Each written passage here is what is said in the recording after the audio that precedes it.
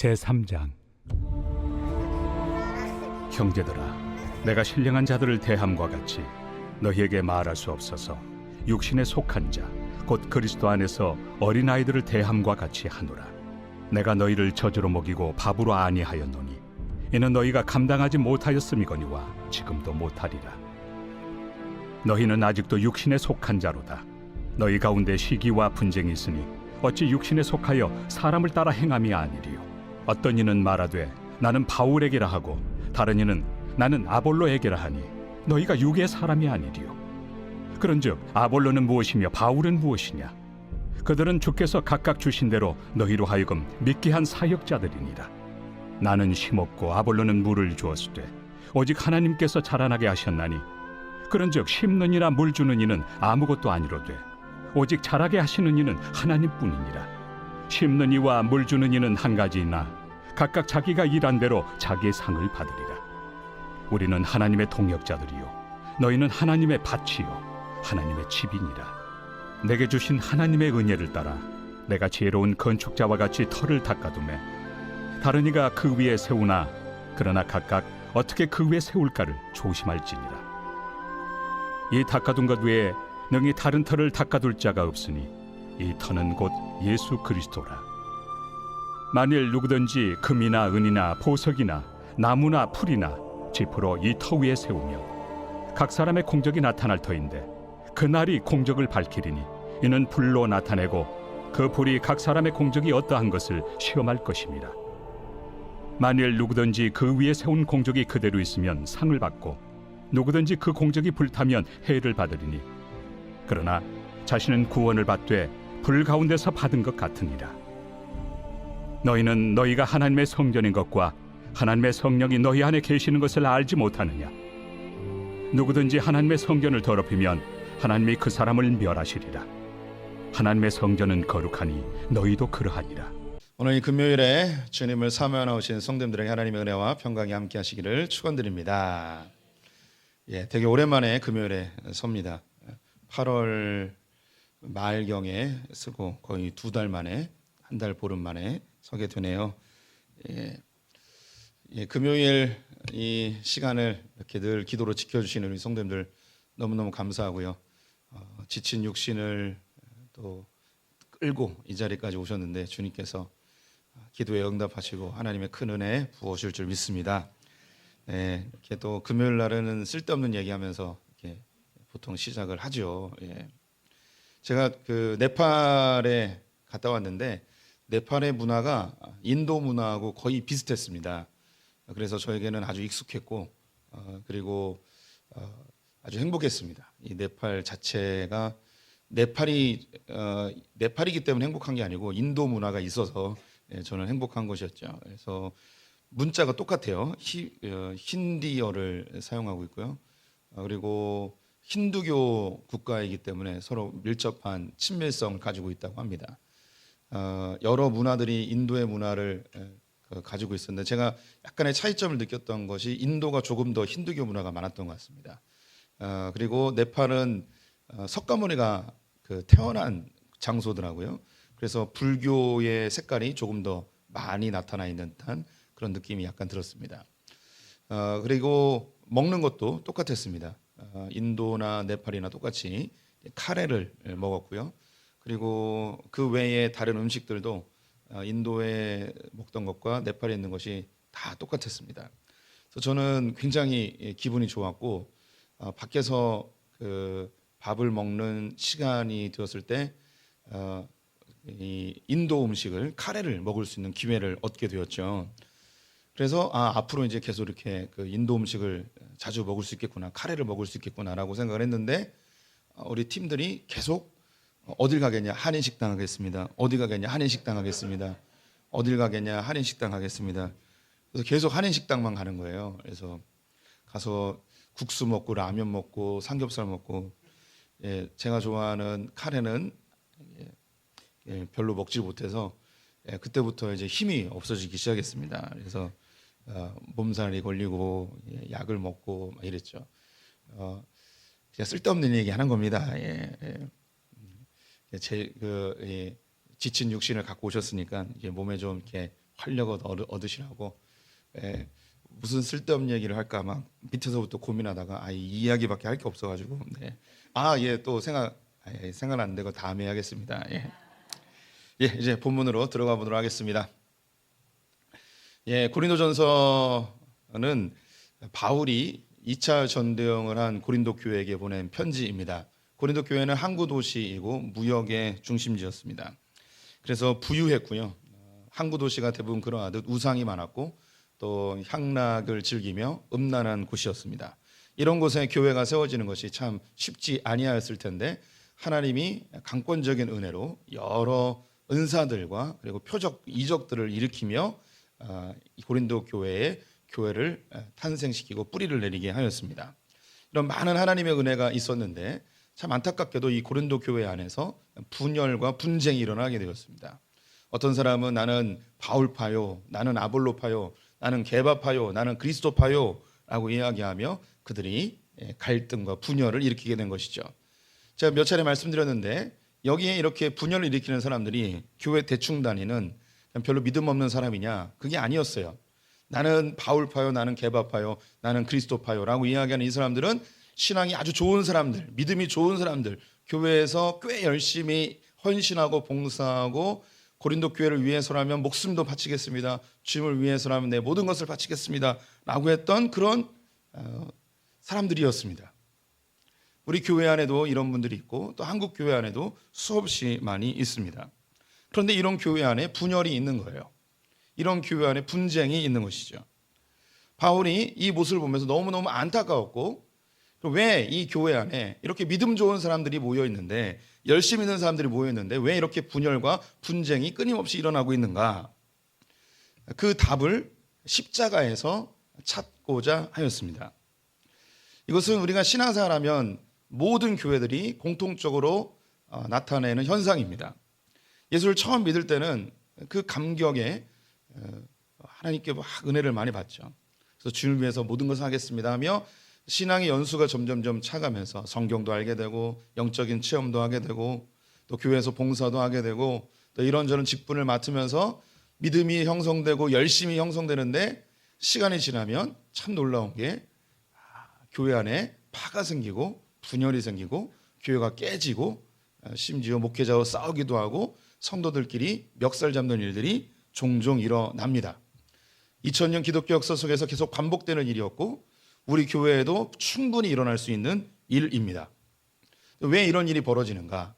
신앙생활의 가장 근본적인 본질을 잃어버린 교회에서 일어날 수 있는 일이죠. 그 본질이 바로 십자가입니다. 십자가는 내가 죽고 예수 그리스도가 살아나시는 현장입니다. 내가 죽었다는 것은 내가 실제로 목숨이 없어졌다는 의미가 아니고 내 안에 있는 자아가 죽었다는 것이죠. 즉 자기 중심성에서 그리스도가 살아난 그리스도 중심적인 삶으로 바뀌어지는 것을 이야기합니다. 우리 성도들의 신앙생활을 열심히 하는 궁극적 이유, 적어도 이제 금요기도에 오신 분들이라면 소풍교에서 가장 믿음 좋은 분들이나 해도 과언이 아닐 것입니다. 주님을 사모하고 주님을 더 알고 싶고 은혜 받고 싶은 분들이 이 금요기도에 오셨습니다. 그럼 자신에게 한번 물어봐야 돼요. 나는 왜 이렇게 신앙생활을 열심히 하는가? 뭐 지금만 열심히 한 게 아니시고 예전부터 주님께 은혜 받은 때부터 지금까지 지속적으로 충성되게 열심히 신앙생활 하신 분들이 우리 가운데 많이 있습니다. 저도 그러한 삶을 살았고요. 그런데 우리가 한번 자신에게 물어볼 필요가 있어요. 나는 왜 이렇게 신앙생활을 열심히 하는가? 나는 왜 이 금요기도에 집에서 자지 않고 여기에 나와 있는가? 분명히 뭐 습관을 쫓아 오신 분들도 있겠고 또 담임 목사가 설교한다고 하니까 직분자로서 그래도 얼굴 도장은 찍어야지 하고서 나오신 분들도 있을 수도 있습니다. 또 어떤 분들은 긴급한 기도의 제목이 있어서 오신 분들도 있겠죠. 그런데 그럼에도 불구하고 주님을 찾는 그 근본적 이유, 우리 신앙생활의 본질, 이것이 무엇인가 우리 한번 생각해 볼 필요가 있어요. 이 본질을 잃어버리면 모든 교회 안에서 고린도 교회에 일어났던 일들이 똑같이 일어날 수 있는 것이죠. 우리 신앙생활의 본질은 십자가입니다. 내가 죽고 그리스도께서 내 안에서 살아나시는 것이죠. 유대인들은 표적을 구하는 신앙생활을 하였고 헬라인들은 지혜를 구하는 신앙생활을 하였습니다. 이것은 유대교 출신의 기독교인들을 의미하고 헬라 출신의 기독교인들을 의미합니다. 우리 성도님들이 신앙생활하면서 표적을 구하기도 합니다. 이 표적은 어떤 은사적인 기적적인 것 이런 것을 이야기할 수도 있겠지만 우리가 열심히 하나님께 기도하여서 열심히 하나님께 부르짖고 열심히 하나님을 찾아서 내 기도 응답이 이루어지고 내 문제가 해결되어지는 것이 표적이죠. 이걸 위해서 신앙생활하는 분들이 있다는 거예요. 초대교회 때부터 있고 지금까지 다 있습니다. 또 어떤 분들은 지혜를 구하는 분들이 있습니다. 교회에 와서 설교 들으면서 무엇인가 하나 더 깨닫게 되고 말씀을 통해서 뭔가 깨우침이 있고 또 이 말씀을 통해 뭔가 은혜 받는 그런 내적인 만족감 이런 것을 추구하며 교회에 오는 분들도 있을 거예요. 성경을 더 알아가는 것이 기쁘고 하나님을 알아가는 게 나의 즐거움이다라고 하는 분들도 있지요. 그런데 이 고린도전서에서 바울은 이 헬라파나 유대교 출신의 기독교인들 이 모두가 다 옳지 않다는 거예요. 필요 없다는 게 아니고 우리 크리스찬들이 표적을 구할 수도 있고 주님 안에서 지혜를 구할 수도 있지만 진짜 신앙생활의 본질, 이 본질이 뭐냐면 십자가라는 것입니다. 세상 사람들에게 이 십자가는 미련해 보이는 것이지만 구원을 받은 우리들에게는 하나님의 능력이 나타나는 것입니다. 우리 성도님들이 이 십자가를 벗어나는 순간, 다른 말로 내가 죽고 그리스도가 내 안에서 살아나지 않고 여전히 내 안에 있는 자기 중심성이 작동되는 신앙생활이라면 우리의 신앙생활은 풍성해지지 못하게 됩니다. 조금 더 쉬운 얘기로 우리의 생각을 복음으로 다 바꿔야 하는 거예요. 우리 신앙생활의 본질적 방향성은 내 모든 삶, 내 모든 생각 이것을 다 복음으로 바꿔야 하는 거래요. 기도 열심히 하고 신앙생활 열심히 해서 문제 해결이나 소원 성취가 내 신앙생활의 방향성이 아니고 성경을 잔뜩 알아서 하나님을 더 많이 깨달아 내 지혜를 더 넓히는 게 신앙생활의 궁극적 목적이 아니고 십자가, 즉 나는 죽고 내 안에 그리스도께서 다 깨어나서 내 모든 생각과 마음의 묵상과 내 삶 전체가 복음으로 가득 차해지는 그것이 우리 신앙생활의 방향성이라는 것입니다. 제 얘기 너무 많이 해서 우리 성도님들은 저의 정기를 쓸 수 있는 분들 같아요. 네. 너무 제 얘기를 많이 해서 그래도 제가 성도님들의 삶을 알아요. 저도 제 삶밖에 잘 모르니까. 중고등학교나 청년 시절에 정말 열심히 했습니다. 열심히 신앙생활 했죠. 그때 열심히 신앙생활 했던 그 방향성은 표적이었어요. 내 기도 제목이 이루어지고 내 소원이 성취되어지는 그것이 제 삶의 신앙생활을 열심히 하는 목적이었습니다. 좋은 학교 보내주세요. 좋은 데 취직되게 해주세요. 성공하게 해주세요. 이게 신앙생활의 궁극적 목적이었죠. 또 교회에서 다른 사람들보다 성경을 조금 더 아는 것을 뽐내고 싶어 했고 또 하나님을 안다고 이야기하면서 모르는 사람을 정죄하기도 하고 이랬던 모습이 저의 모습입니다. 성경을 읽어도 큐티를 하고 묵상을 해도 이 말씀이 내 삶을 바꾸거나 내 사고를 바꾸지 못하고 그냥 오늘에 주어진 말씀 마치 점 보듯이 오늘 나에게 감동을 주는 말씀 무엇인가 이 정도 찾는 것이 저의 말씀 읽는 습관의 전부였던 것 같습니다. 이제 조금 목사가 되면서 신앙생활이 이런 거구나라고 조금 깨닫게 되는 것 같아요. 성도님들 다시 오해가 없으시도록 제가 말씀드립니다. 우리가 표적을 구하는 것, 기도 응답 받는 것, 문제 해결 받는 것 나쁘다는 게 아닙니다. 이게 우리 생활에 큰 활력을 주고 하나님의 사랑을 확증받을 수 있는 좋은 기회가 될 것입니다. 또 하나님의 말씀을 보면서 주님을 더 알아가고 싶어하고 또 성경 말씀을 더 탐구하고 싶어하는 그런 욕구들 결코 나쁜 거 아닙니다. 말씀 당연히 알아야 되고 말씀을 외워야 되고 말씀을 가까이 해야 되는 거 맞죠. 그런데 말씀을 아무리 많이 알아도 이것이 내 삶을 바꾸지 못하고 내 생각을 바꾸지 못하면 아무 쓸모없게 되는 것이죠. 그래서 성도님들의 삶의 신앙의 궁극적 목적은 십자가라는 걸 꼭 기억해 주시기 바랍니다. 다른 말로 복음적인 삶, 그리스도 중심적인 삶이라고 이야기하겠습니다. 바울은요 세상에 있는 사람을 세 종류로 구분을 합니다. 첫 번째는 육에 속한 사람, 두 번째는 신령한 사람, 세 번째는 육적인 그리스도인으로 구분을 하는데요. 성경 말씀을 한번 확인해 볼게요. 3장 14절 말씀, 2장 14절 말씀 같이 읽어보겠습니다. 육에 속한 사람은 하나님의 성령의 일들을 받지 아니하나니 이는 그것들이 그에게는 어리석게 보이며 또 그는 그것들을 알 수도 없나니 그러한 일은 영적으로 분별되기 때문이라. 첫째는 육에 속한 사람입니다. 이 사람은 성령을 받지 못하였습니다. 성령을 받지 못했으니 예수를 주로 고백할 수도 없고 하나님을 아버지라 부를 수도 없는 자들이죠. 이 세상에 있는 사람들이 대부분 육에 속한 사람들입니다.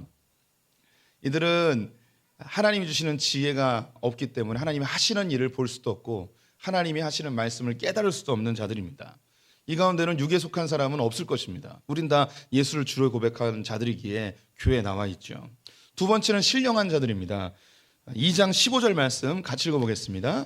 신령한 자는 모든 것을 판단하나 자기는 아무에게도 판단을 받지 아니하느니라. 신령한 자는 다른 말로 영적인 사람, 더 쉬운 이야기로 여기 우리 계신 성도님들 성령으로 충만한 신실한 그리스도인이라고 하겠습니다. 이들의 특징이 뭐냐면 모든 것을 판단할 수 있다는 거예요. 이 판단을 해석이라고 바꾸면 훨씬 이해가 쉬워져요. 신령한 사람들, 즉 성령으로 충만한 사람들, 주님께 붙들려 있는 사람들의 아주 중요한 특징이 뭐냐? 모든 것을 해석할 수 있는 능력을 갖게 된다는 거죠. 반대로 자기는 아무에게도 판단받지 아니한다. 이 말은 그 누구에게도 내 삶이 해석되지 못하는 거예요. 내게 일어난 고난들, 슬픔들, 아픔들이 하나님 안에서 해석될 수 있어요. 또한 내게 주어진 축복들, 물질의 부요함들, 내게 일어나는 기쁜 일들, 이것들이 하나님 안에서 해석되는 거죠. 내가 잘해서 이런 일이 벌어졌다, 혹은 내가 잘못해서 이런 고난이 왔다, 이런 세상의 인과응보적인 생각에서 벗어날 수 있게 되는 거죠. 하나님이 고난을 주신 목적이 무엇인가 해석할 수 있게 되고, 내게 주신 이 복과 이 풍요로움을 통해서 주님은 뭘 하길 원하시는지, 나의 평안함을 통하여 주님 뭘 하길 원하시는지, 나의 궁핍함을 통해서 뭘 깨닫길 원하시는지 해석할 수 있는 능력이 신령한 자들에게 나타나는 아주 중요한 특징이라는 거죠. 그런데 내가 고난 가운데도 기뻐하고 슬픔 중에도 즐거워하는 이 모습을 보면서 이 세상 사람들은 나를 판단하지 못하는 거예요. 해석을 못하는 거예요. 왜 저렇게 살지? 어떻게 저렇게 살 수 있지? 내게 부요함이 있고 풍성함이 있고 여유가 있음에도 불구하고 그냥 놀고 먹고 여행 다니고 그러면 되는데 왜 굳이 교회 가서 그렇게 기도하고 왜 봉사하고 자기의 재물을 드리고 시간을 들여서 그렇게 헌신하는지 세상 사람들은 나를 해석을 못하는 거예요. 우리 성도님들이 신령한 그리스도인들이기에 내 삶을 해석하고 또 하나님께 주신 그 목적대로 살아가는 분들인 줄 믿습니다. 그런데 오늘 이제 3장에 넘어오면서 아주 길게 설명하고 있는 장면이 무엇이냐면 육에 속한 그리스도인에 대해서 이야기하고 있습니다. 이게 오늘의 핵심입니다. 3장 1절 말씀 같이 읽어보도록 하겠습니다. 형제들아, 내가 신령한 자들을 대함과 같이 너에게 말할 수 없어서 육신에 속한 자 곧 그리스도 안에서 어린아이들을 대함과 같이 하노라. 네, 고린도 교회 성도들은 육에 속한 사람은 아니에요. 그렇다고 해서 신령한 자도 아니에요. 이들은 누구냐면 육신에 속한 자라고 되어 있습니다. 육신에 속한 그리스도인이라는 거죠. 그리스도인은 그리스도인이에요. 예수 믿어요. 그런데 아직 삶이 육신에 속한 자라고 합니다. 그 뒤에 이 육신에 속한 자가 어떤 사람인지 설명을 해주고 있네요. 곧 그리스도 안에서 어린 아이들이라고 합니다. 신앙생활을 오래 했지만 그 신앙의 형태는 여전히 어린아이에 머물러 있는 사람을 육에 속한 그리스도인이라고 이야기하는 거죠. 저는 이 소풍교회 성도님들은 대부분 신령한 자들, 성숙한 그리스도인이라고 저는 확신합니다. 예, 그럴 수밖에 없죠. 제 설교를 듣는데 어떻게 육에 속한 그리스도인으로 살겠습니까? 예, 이런 설교를 들을 수 있다는 것 자체가 이미 신령한 그리스도인들이라는 거겠죠. 예. 하지만 다른 교회에 가면 이렇게 육에 속한 그리스도인들이 꽤 많이 있습니다. 이 육에 속한 그리스도인의 특징이 무엇인지 오늘 성경에서 이야기해 주고 있는데요. 첫 번째, 우리 3장 2절 말씀 같이 읽어보도록 하겠습니다. 내가 너희를 저주로 먹이고 밥으로 아니하였노니 이는 너희가 감당하지 못하였음이거니와 지금도 못하리라. 예, 첫 번째 특징은요, 밥을 먹지 못한다는 것입니다. 어린 아이여서 여전히 젖을 먹고 단단한 밥은 먹지 못한다는 거죠. 감당할 수가 없다는 거예요.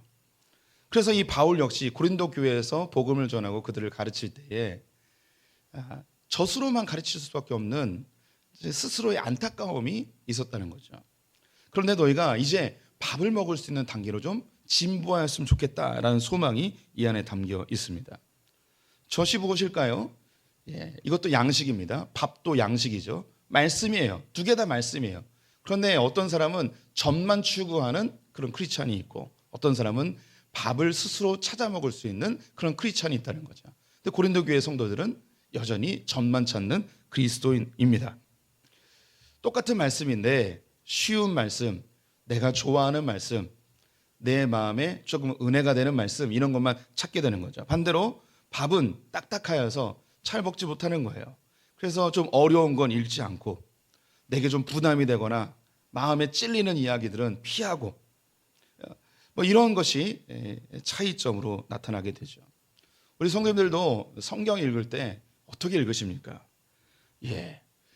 좀 재밌는 성경만 읽고 좀 딱딱한 성경은 못 읽는 뭐 이런 분들도 없지 않아 있을 것 같습니다. 우리가 새해가 되면 성경을 한번 일독해 봐야겠다라고 생각하고 창세기부터 읽죠. 창세기는 그래도 수월하게 넘어갑니다. 그리고 출애굽기도 어느 정도 갑니다. 근데 출애굽기 20장을 넘어가면서부터 이제 굉장히 어려워지죠. 이제 꾸역꾸역 출애굽기 40장까지 읽다가 레위기에서 모두가 다 이제 포기해 버리고 이게 너무 어렵다. 그러면서 어디로 가냐면 시편으로 넘어갑니다.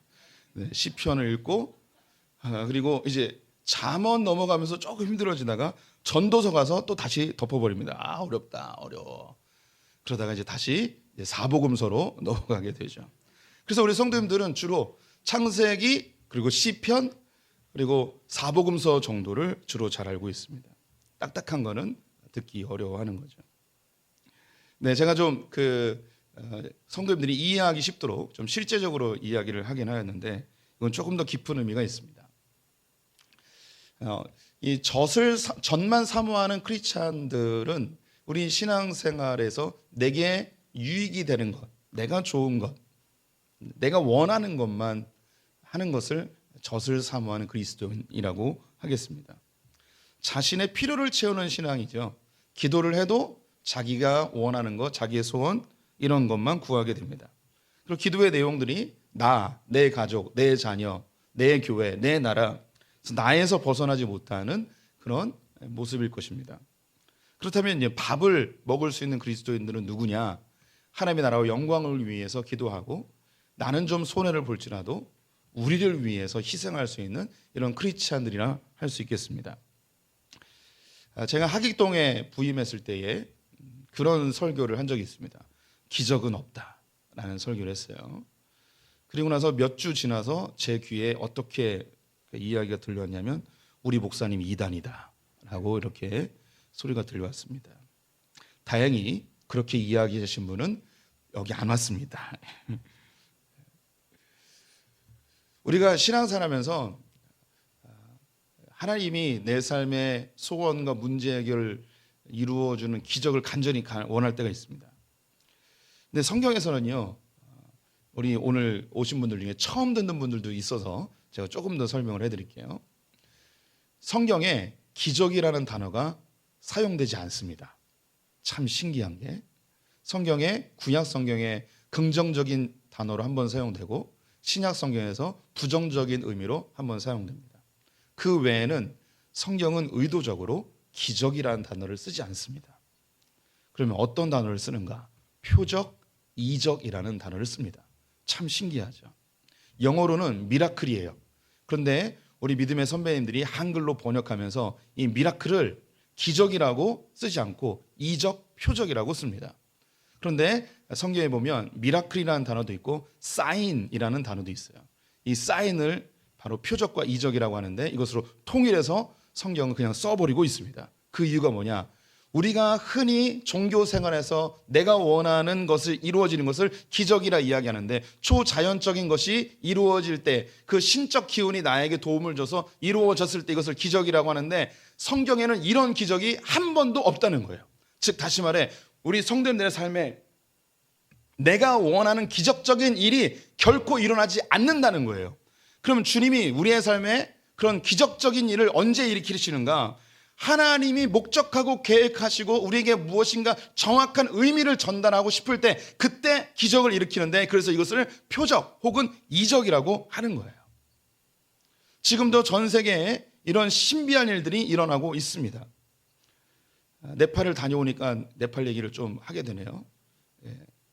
네팔에서 목회자들이 기도하면 병이 낫고 놀라운 이적들이 막 일어나는 것들을 선교사님이 증거해 주셨습니다. 그런 일들이 일어나죠. 그런데 왜 주님이 그런 것을 허용하실까요? 허용하시는 목적은 복음 전파를 위해서 혹은 개인적인 신앙의 확신을 위해서 허락하시지, 내가 원하는 것을 하나님의 도움으로 이뤄내는 그런 우리가 흔히 생각하는 그런 기적은 성경에 한 번도 언급되어 있지 않고 우리 성도님의 삶에도 절대 일어나지 않습니다. 하나님 우리 성도들에게 기적적인 어떤 일을 행해 주셨다면 그때 하나님께 물어야 돼요. 하나님이 나에게 무엇을 말씀하시는가? 와, 내가 이렇게 열심히 기도했더니 하나님께 이렇게 하나님께 부르짖었더니 이런 놀라운 기적을 일으켜 주셨습니다. 여기서 끝나면 이게 뭐냐? 어린아이와 같은 신앙인 거예요. 그런데 장성한 분량에 이른 신앙은 무엇인가? 신실한 신령한 그리스도인들, 이 사람들은 누구인가? 이걸 해석할 수 있는 거죠. 하나님이 이런 놀라운 역사를 일으키셨는데 이 역사를 왜 일으키셨는가? 우리가 그것을 해석할 수 있어야 되는 겁니다. 때로는 아무런 일도 일어나지 않을 때가 있습니다. 그러면 어린아이 같은 신앙인들은 어떻게 생각하냐면, 하나님 내가 이렇게 열심히 기도했고 이렇게 하나님께 부르짖었는데 왜 응답해 주지 않으십니까? 왜 기적을 일으키지 않으십니까? 이야기하면 하나님께 실망하기도 하고 하나님 원망하기도 하죠. 이것이 조금 더 지나치게 되면 하나님을 떠나버리기도 하고 하나님을 부인하고 하나님을 욕하는 사람들도 있게 됩니다. 이런 사람들이 젖을 사모하는 어린아이 같은 신앙인 것이죠. 우리 성도님들은 젖을 사모하는 어린아이 같은 신앙인이십니까? 때로는 조금 받아들이기 어렵지만 밥을 먹을 수 있는 성숙한 신앙이십니까? 단지 나의 소원과 문제 해결을 위하여서만 신앙생활 하시는 분들입니까? 아니면 내가 조금 손해보고 하나님이 더디 이루실지라도 하나님 나라와 영광을 위하여서 기다리고 참아내는 그런 신앙인이십니까? 고린도 교회에는 그런 사람들이 많았다는 거예요. 육에 속한 그리스도인, 자기의 문제 해결과 소원 성취를 위해서만 신앙생활하는 자들, 하나님을 조종하고 이용하려 하는 그런 우상숭배 비스무리한 그런 신앙생활을 하고 있는 자들이 많았기 때문에 그들이 분쟁하고 다투게 되었다는 것이죠. 오늘 본문에서 두 번째 육에 속한 그리스도인의 특징이 나옵니다. 3절 말씀 같이 읽어보겠습니다. 너희는 아직도 육신에 속한 자로다. 너희 가운데 시기와 분쟁이 있으니 어찌 육신에 속하여 사람을 따라 행함이 아니리요. 네, 육에 속한 그리스도인들에게 나타나는 두 번째 특징이 뭐냐면 시기와 분쟁이 일어난다는 것입니다. 우리 성도님들이 귀에 딱지가 붙도록 저에게 들어야 될 몇 가지가 있는데, 그 중에 하나님 나라를 누리기 위해서 반드시 제거해야 될 두 가지가 있다고 말씀드립니다. 우리 성도님들 이미 눈빛이 다 아는데 그만 얘기하라는 눈빛인데, 그래도 저는 얘기할 겁니다. 하나님 나라를 누리기 위해서 반드시 해결해야 될 두 가지, 비판과 기대입니다. 비판과 기대를 없애지 않으면 우리 성도님들은 절대 하나님 나라를 누릴 수 없습니다. 이 비판과 기대가 바로 이 시기와 분쟁으로 나타나게 됩니다. 분쟁은 다툼이라는 뜻이죠. 시기는 질투하는 거예요. 비교하는 거예요. 저 사람은 더 많이 갖고 나는 적게 가졌다는 거죠. 성도들 안에서 이러한 시기와 분쟁으로 교회가 다투게 되고 분열하게 되고 싸우게 되는 경우가 많이 있습니다. 사실 교회 안에서 일어나는 문제들이요, 대단히 큰 문제 때문에 이렇게 막 갈라지고 그러지 않습니다. 아주 자그마한 사소한 감정적인 그 틈 사이로 사단이 교묘하게 들어와서 이것을 점점 멀게 하여 교회가 분열되게 하는 거죠. 우리나라의 이름만 대면 알 수 있는 아주 큰 교회 목사님이 몇 달 전에 사임을 하셨습니다. 저는 그분이 저를 전혀 모르겠지만 저는 그분하고 몇 번 밥을 먹는 테이블에서 가까이에서 본 적도 있긴 한데 그런데 이 여러 가지 그 문제들이 관계가 좋으면은 이게 넘어갈 수 있는 일인데 관계가 안 좋아지니까 이것이 문제로 부각되면서 이게 사임하게 되는 상황이 되어버렸습니다. 사임하고 끝나면 좋았을 텐데 지금 이 교회 안에는 이 목사님 편의 사람과 사임을 했지만 그리고 반대하는 사람들로 반으로 쫙 쪼개져 있는 상태입니다. 그래서 상당히 지금 걱정스럽게 주변에 있는 목사님들이 그 교회를 위해서 기도하고 있어요. 이러다가 교회가 반쪼가리가 나면 어떡하나. 예, 이름만 될 수 있는 우리나라의 제일 유명한 교회 중에 하나예요. 그래서 굉장히 걱정스러운 눈으로 보고 있습니다. 예, 그 안에 아주 자그마한 서로 대화하고 또로 함께 얼굴을 맞대고 얘기했으면 충분히 해결될 수 있는 일들이 이것이 해결되지 않으니까 자그마한 틈으로 사단이 침입해 들어와 교회를 갈라놓는 일이 발생해 버리죠. 우리 교회 안에 뭐 분쟁이 있고 싸움이 있는 교회들 보면 뭐 엄청나게 대단히 큰 문제도 아니에요. 그냥 감정적인 상함 때문에 그런 일들이 일어나죠. 그 일이 시작점이 뭐냐면 바로 시기와 분쟁이에요. 이게 해결이 안 될 경우 우리는 교회가 깨어지고 교회가 박살나는 것을 경험할 수밖에 없습니다. 그럼 이 시기와 분쟁의 시작, 기대예요. 기대. 그리고 비판입니다. 우리 성도님들 사이에서 사람과 사람 사이에서 이 기대라는 것을 제거하지 않으면 실망을 하게 돼요. 실망하게 되면 그 실망이라는 틈바구니로 사단이 쑥 들어와 그 사람이 실망했어요. 그래서 그 사람이 뭔가 하려고 하면 무조건 반대하게 되는 거예요. 그냥 하면 다 싫은 거예요. 이해가 안 되는 거예요. 왜 저렇게 하지? 라고 하게 되는 거죠. 예, 우리 성도님들이 저에 대한 어떤 기대감이 있을 거예요. 내년쯤 되면 몸이 10kg가 빠지겠지 라는 그런 기대감으로 우리 성도님들을 저를 볼 때가 있어요. 그런데 한 해 하나 지날수록 계속 실망이 되는 거죠. 왜 살이 안 빠지고 더 찌실까? 예. 그리고 저를 이렇게 사랑하시는 분은 어떻게 표현하냐면 부은 거야 라고 이렇게 이야기하시죠. 하지만 저에 대해서 실망하신 분들은 자기 관리가 안 되는 목사로 보실 수도 있습니다. 그러면 그때부터 이제 자기 관리가 안 되는 목사이기 때문에 저 설교도 자기 관리가 안 된 설교, 저 목회도 자기 관리가 안 된 설교, 목회 이러면서 점점점 틈이 벌어지게 되는 거죠. 그래서 제가 뭔가 결정하고 뭔가 지도하여도 이미 딱 마음속에 그 마음속에 실망감이 일단 가로막혀 있으니까 이게 아무것도 들어오지 않게 되는 거죠. 제가 뭘 말씀드리는가? 저에 대해서 어떠한 기대도 하지 마시기를 바랍니다. 네, 저희 아내는 저에게 실망하지 않습니다. 예, 저희 아내는 저의 몸무게에 이미 모든 것을 기대를 내려놓았습니다. 사실 근데 저는 아내에게 실망을 많이 합니다. 아직도 아내에게 뭔가 기대를 많이 하는 것 같습니다. 많이 사라지긴 하였지만 제가 몇 번 말씀드렸는데 제가 깨닫는 그 어떤 시점이 있었죠. 제가 아내에게 뭘 기대했었냐면 엄마를 기대했습니다. 어머니를 기대한 거죠. 그래서 저희 어머니가 해주셨던 것을 저희 아내가 해주기를 바랬어요. 그래서 제가 퇴근하기 전에는 잠을 안 자는 아내. 제가 토요일은 이제 설교 준비하면 보통 2시, 3시, 늦을 땐 4시에도 들어가거든요. 그러면 자고 있는 아내를 보면 너무 화가 나는 거예요. 너무 실망이 되는 거예요. 아니 남편이 안 들어왔는데 우리 성도님들 농담 같겠죠. 진심이에요, 진심. 그러면 그 집에 왔는데 나는 이렇게 고생하고 집에 왔는데 나를 기다리지 않는 아내? 아니 그래도 좀 약간 잠들 수 있죠. 근데 남편이 들어오는 소리를 들으면 그때 깨가지고 여보 왔어? 뭐 이렇게 얘기해야 되는 거 아니에요? 여성 동지들? 예. 아니 우리 어머니는 그러셨어요. 예. 우리 어머니는 제가 들어오기 전엔 안 주무셨어요. 예. 그래서 주무시다가도 아들 왔어? 하고 저를 확인한 다음에 잘 자 그러고 들어가셔서 주무셨죠. 저는 아내에게 그런 걸 기대했던 것 같아요. 그러면 이제 아내가 그렇게 자빠져 자고 있어요. 그러면 제가 그 새벽 2시나 와가지고 물 한 잔 먹으려고 싱크대에 가면 싱크대에 설거지가 이렇게 쌓여 있어요. 아니 토요일 날 뭐 한 거지 이 여자는? 집구석에서 뭐 한 거지? 이런 생각이 막 드는 거죠. 그러면 그 새벽 2시에 와서 저는 이 성질을 못 이겨서 설거지를 합니다. 예.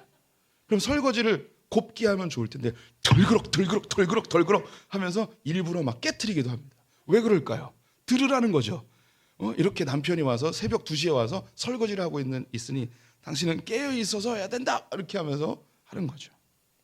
예, 이런 게 저에게 너무 많이 심했어요. 그런데 어느 시점에서 하나님이 아내 때문에 너무 마음이 힘들어서 기도를 주님께 오랫동안 했죠.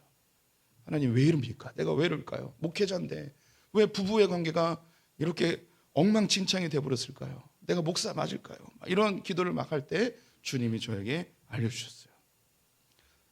너는 엄마를 원하는 거니 아내를 원하는 거니? 그래서 그때 알았죠.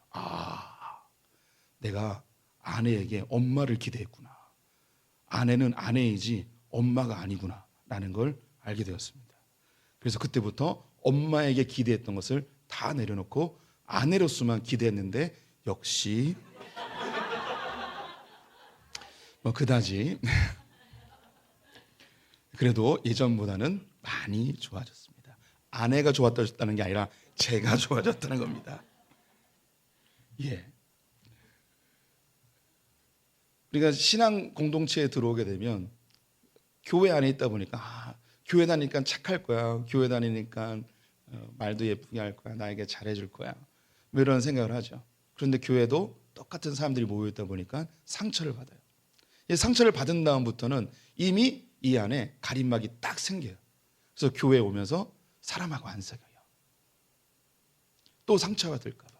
아유 저 사람도 뭐 다 똑같이 뭐 하면서 고립되어진 신앙생활을 하게 됩니다. 그럼 하나님 주신 그 풍성함을 교회 공동체 안에서의 그 풍성함을 누리지 못하는 거죠. 그래서 주님이 우리에게 이제 뒤에 이제 계속 나와요. 이런 그 신앙 안에서의 인간관계에 대한 이야기들이 나오죠. 그게 절정으로 나오는 것이 이제 고린도전서 13장 사랑은 오래 참고 온유하고 시기하지 아니하고 성내지 아니하고 여기서 이제 가장 이제 하이라이트로 나타나게 되는 거죠. 주님이 얘기하는 거예요. 다 죄인이 모였다는 거죠. 기대하지 말라는 거예요. 우리의 인간관계는 기대하는 게 아니라 사랑하는 거라고 이야기해 주고 있습니다.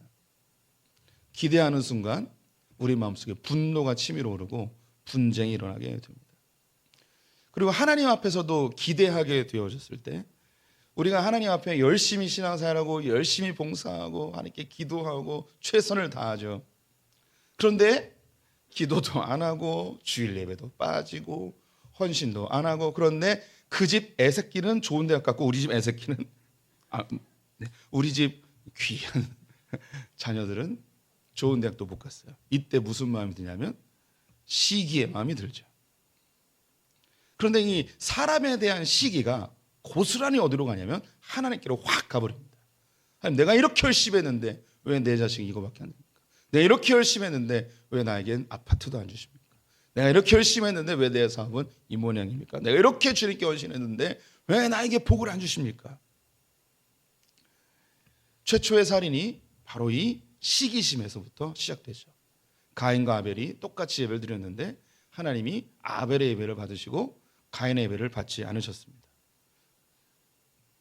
자기 동생이 자기보다 더 인정받는 모습에 시기심이 생겼고 이것이 동생을 죽인 것을 해서 멈추지 않고 하나님에게 그 분노가 치밀어 올라 에덴 동편으로 떠나며 하나님을 영영 벗어나 버리게 됩니다.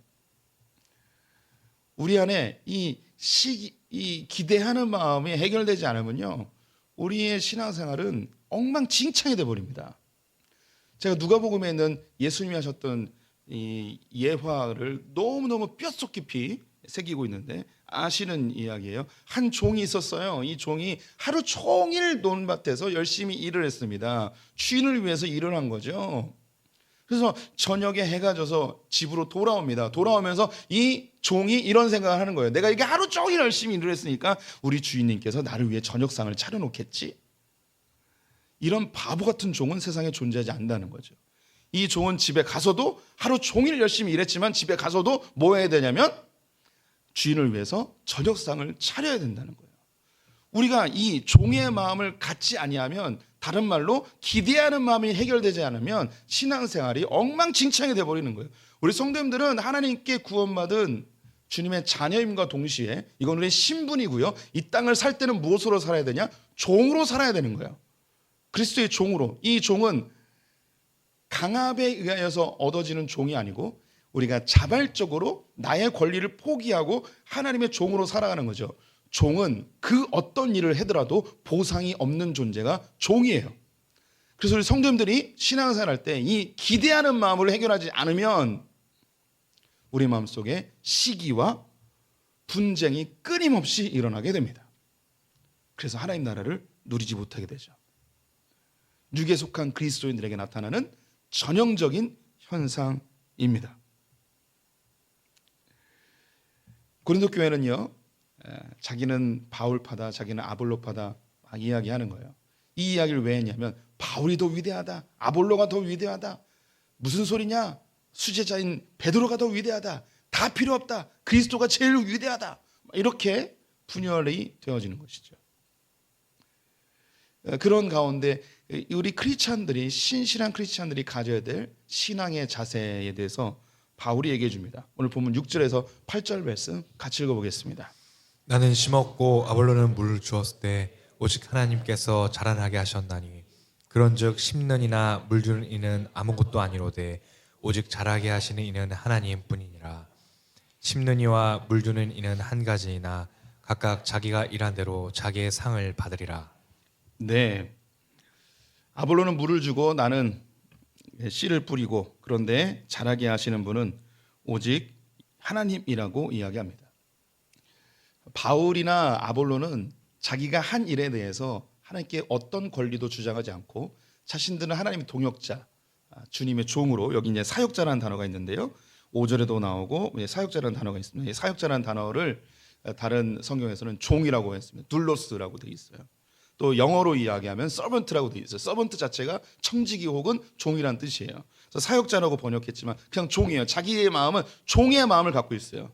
그래서 내가 고린도 교회를 개척했어, 여기에 대한 어떤 공로도 자기에게 없는 거예요. 아볼로가 고린도 교회를 잘 목양해서 부흥시킨 것, 아볼로 역시 자기의 권리를 주장하지 않는다는 거죠. 왜냐하면 자기는 심었고 아볼로는 물을 주었지만 자라게 하시는 분은 하나님이라는 거죠. 이것 외에는 없다는 거예요. 그리고 천국에 가서 주님께서 나의 충성스러운 모습에 대하여 상을 주시면 오 땡큐, 그 어떤 것도 기대하지 않는 바울의 모습을 보여주고 있습니다.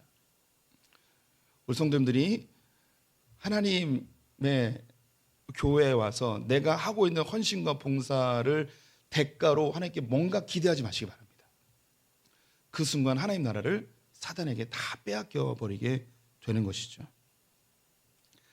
제가 목회를 시작할 때 하나님 앞에 기도한 게 몇 가지가 있는데, 그 중에 아주 중요한 기도의 제목이 하나님 나를 부흥의 도구로 사용해 주십시오 라는 기도를 했어요.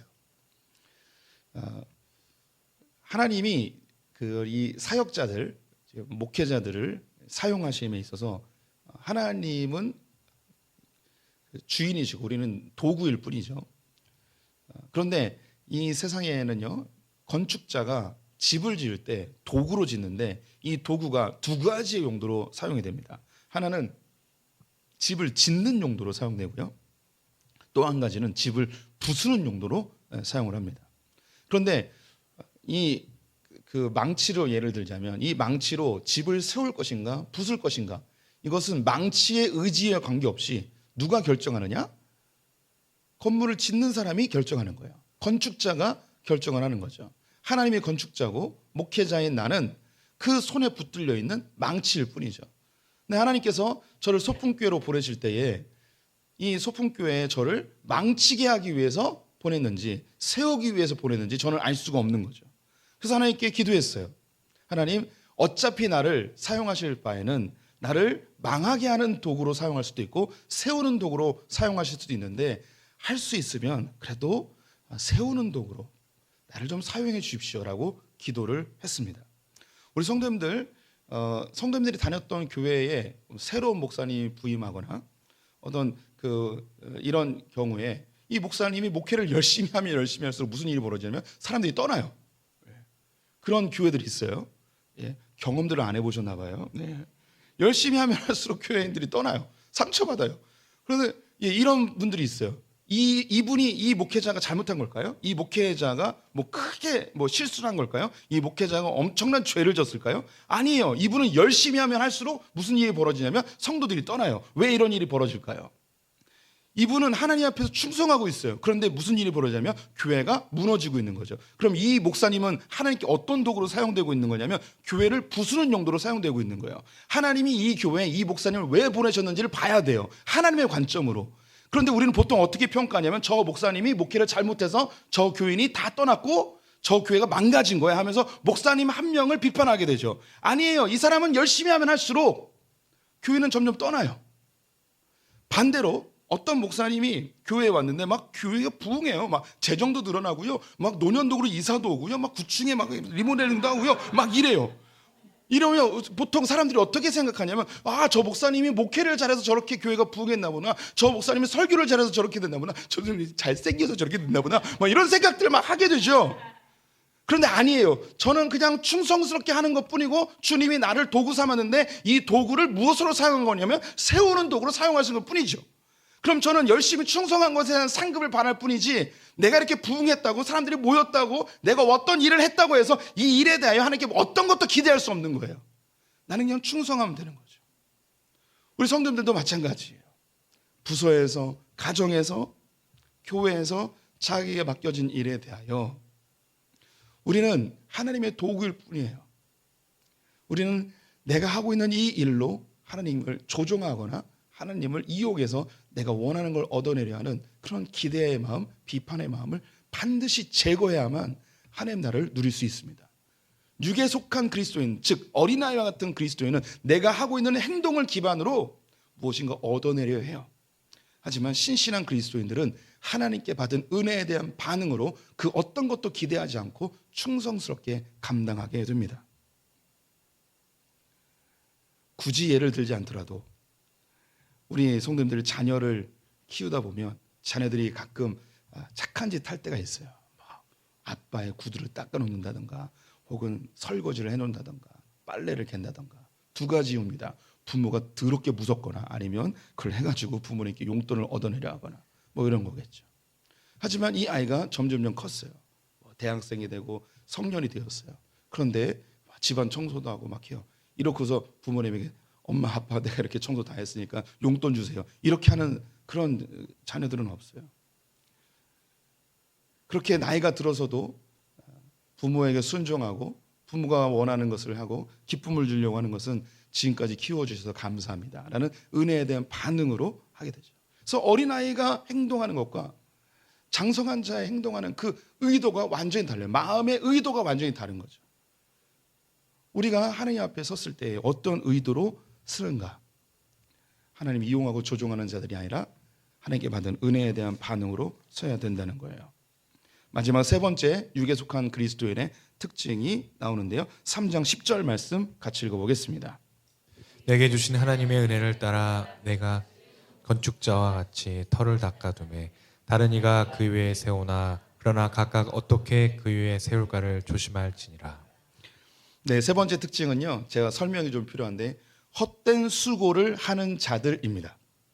오늘 신앙생활을 건축하는 집을 짓는 것에 비유하고 있는데요. 터 위에 집을 짓는다고 합니다. 11절에 보니 그 터는 곧 예수 그리스도라라고 되어 있습니다. 터는 그리스도예요. 바울이 터를 닦아줬어요. 고린도 교회를 세우고 혹은 성도 개개인을 집으로서 세우는 것이죠. 터는 닦아줬어요. 그리스도의 복음으로 닦아줬습니다.